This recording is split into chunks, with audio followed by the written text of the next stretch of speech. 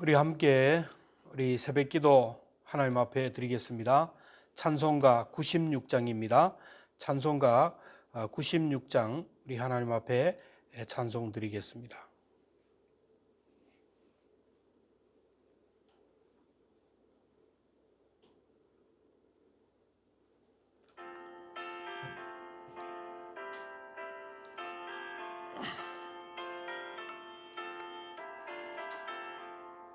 예수님은 누구신가?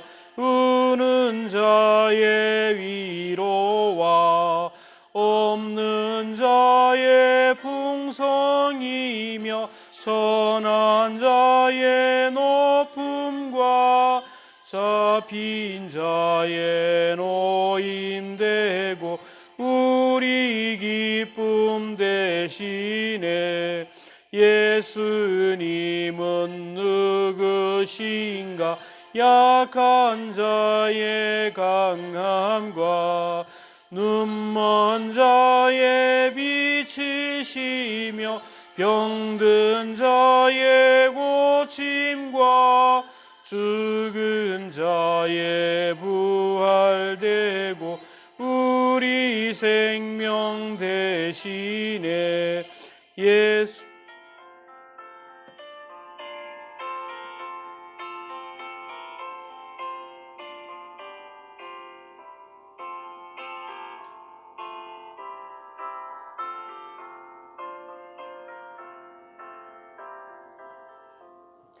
예수님은 누구신가? 추한 자의 정함과 죽을 자의 생명이며 죄인들의 중보와 멸망자의 구원되고 우리 평화 되시네. 예수님은 누구신가?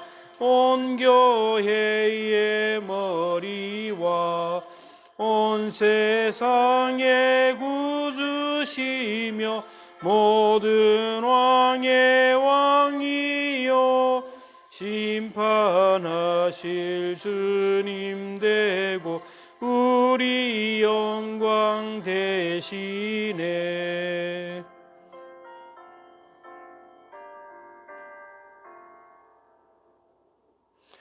오늘 우리에게 주신 하나님의 말씀입니다. 하나님의 말씀은 마태복음 1장 18절부터 20절까지 말씀입니다. 마태복음 1장 18절부터 20절까지 말씀 봉독합니다. 예수 그리스도의 나심은 이러하니라. 그의 어머니 마리아가 요셉과 약혼하고 동거하기 전에 성령으로 잉태된 것이 나타났더니 그의 남편 요셉은 의로운 사람이라 그를 드러내지 아니하고 가만히 끊고자 하여 이 일을 생각할 때에 주의 사자가 현몽하여 이르되 다윗의 자손 요셉아 내 아내 마리아 데려오기를 무서워하지 말라. 그에게 잉태한 자는 성령으로 된 것이라. 아멘. 우리가 새벽 기도회를 이렇게 온라인으로 하나님 앞에 드리지만 서로 떨어져 있지만 우리가 드려지는 마음의 묵상들, 입술의 모든 말이 주님께 연락된 줄로 믿습니다. 오늘은 성령으로 잉태하신 예수님이라는 제목으로 말씀을 드립니다. 성경에 보면 불가능한 일들이 일어나는 것을 보게 되는데 아이를 낳을 수 없고 생산 능력이 없던 사람들이 하나님의 은혜로 아이를 생산하는 그런 경우를 봅니다. 아브라함이 경수가 끊어져서 아이를 생산할 능력이 부부에게 없었지만 또 이삭을 낳을 수 있었습니다. 그리고 한나도 아이를 생산할 수 있는 그런 능력이 없었지만 하나님의 은혜로 사무엘을 생산하게 됩니다. 샤가랴와 또 엘리사벳도 생산할 수 없었는데 하나님의 은혜로 세례 요한을 낳았습니다. 그런데 이들과는 달리 예수님이 성령으로 잉태된 것은 질적으로 다르다라는 것입니다. 아브라함 그리고 한나 그리고 샤가랴와 엘리사벳 이 모두는 부부간의 관계를 통하여 사람과 사람과의 만남을 통하여 생물학적인 출생을 이루었다라는 겁니다. 하나님의 정권적인 은혜로 하나님의 능력으로 아이를 생산하게 되었습니다. 그러나 예수님은 다릅니다. 예수님은 성령으로 잉태되었다라고 했습니다. 우리가 신앙을 고백할 때 성령으로 잉태되어 동정녀 마리아에게 나시고 이렇게 말씀했는데 예수님의 출생 자체가 사람들과는 다르다라는 것입니다. 예수님은 이미 태어나기 이전에 독생하신 하나님의 아들로 하늘에 존재하고 계신 그런 분입니다. 그분이 인간의 몸을 입고 마리아의 몸에 성령으로 잉태되어 오셨다라는 것입니다. 예수님이 성령으로 잉태되었다라는 말씀은 성자 하나님이 마리아를 통하여 오셨다라는 것이고, 성령으로 잉태되었다라는 것은 예수님은 아담의 후손이 아니라는 것입니다. 첫사람 아담의 후손이라는 것은 사람의 후손을 말합니다. 부모와 자녀 사이에 태어난 사람들, 결국 거슬러 올라가면 첫사람 아담, 죄인인 아담에게 도달할 수밖에 없다라는 겁니다. 다시 말하면 예수님은 죄인의 몸으로 오신 것이 아니라는 겁니다. 고린도전서 15장 47절에 보면 첫사람은 땅에서 났으니 흙에 속한 자이거니와 둘째 사람은 하늘에서 나셨느니라. 이 둘째 사람이라고 표현한 것은 아담의 후손이 아닌 하나님의 자녀, 하늘의 사람의 모양으로 이 땅에 오셨다라는 것을 말합니다.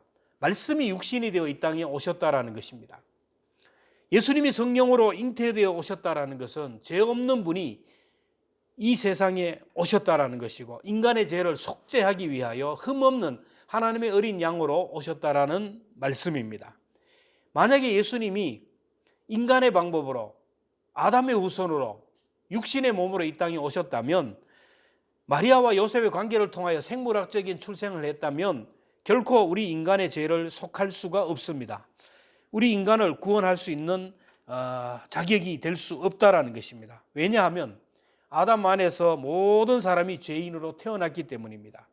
로마서 5장 22절에 보면 그러므로 한 사람으로 말미암아 죄가 세상에 들어오고 죄로 말미암아 사망이 들어왔나니 이와 같이 모든 사람이 죄를 지었으므로 사망이 모든 사람에게 이르렀느니라고 했습니다.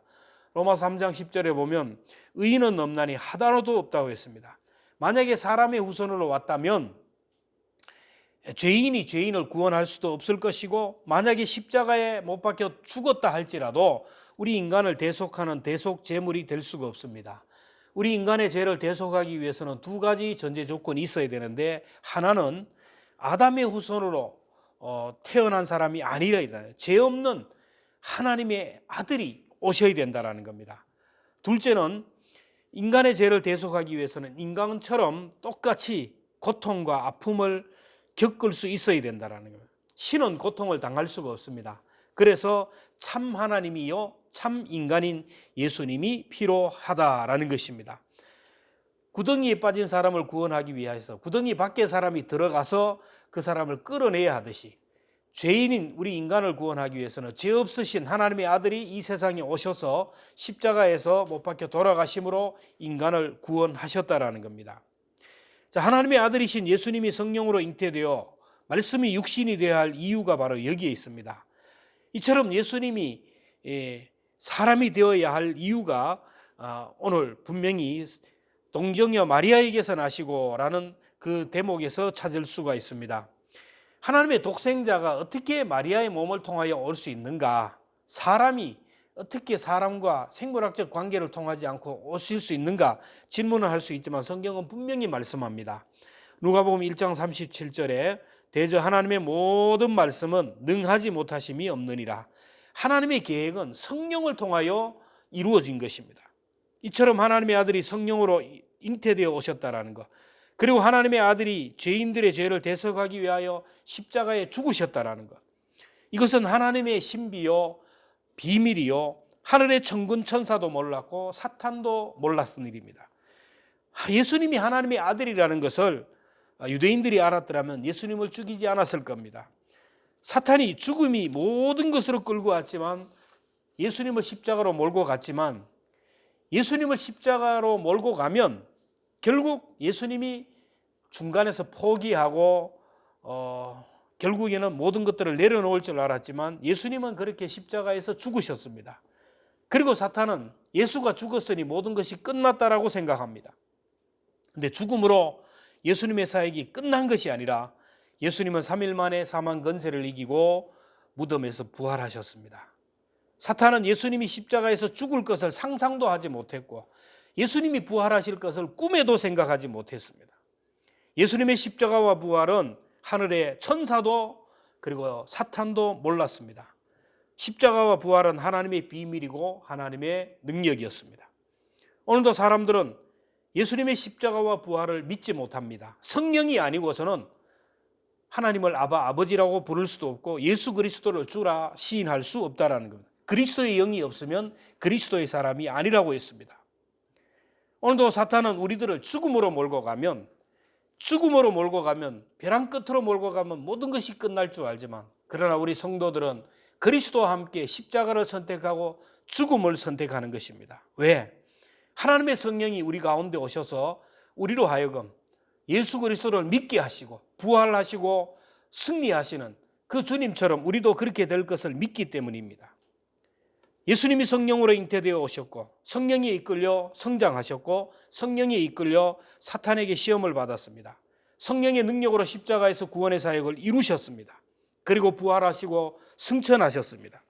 우리 위해 십자가에 못 박혀 돌아가시고 부활하신 주님은 지금도 성령으로 우리와 함께 하십니다.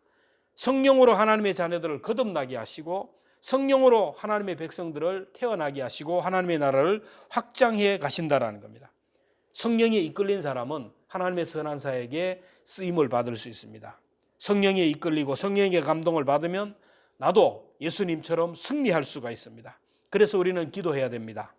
오늘도 내 가운데 성령으로 역사하여 주시고 오늘 우리 가정에 성령 하나님 인도하여 주시고 우리 자녀들을 성령으로 거듭나게 하시고 날마다 내 삶 속에 성령으로 충만하게 하셔서 죽음을 이기고 사탄마귀 어둠의 권세를 이기게 하시고 그리스도와 함께 내가 죽게 내려놓고 포기할 수 있는 이 믿음을 달라고 기도해야 됩니다. 그리고 이 땅에 수많은 하나님의 자녀들이 성령으로 거듭나게 하시고 영원토록 주님 우리 가정과 우리 교회와 이 민족의 주인이 되기를 위해서 기도해야 됩니다. 성령으로 잉태되어 이 땅에 오셔서 구원의 사역을 이루시는 그 성령님은 오늘도 교회 가운데 수많은 영혼들을 잉태하게 하시고 우리 믿는 자 10년 가운데 역사하셔서 더 많은 영혼들을 품고 더 많은 영혼들을 잉태하게 하시는 그 뜻이 있습니다. 성령의 능력에 붙들려서 귀하게 쓰임받는 우리 모두가 되기를 축복합니다. 기도하겠습니다.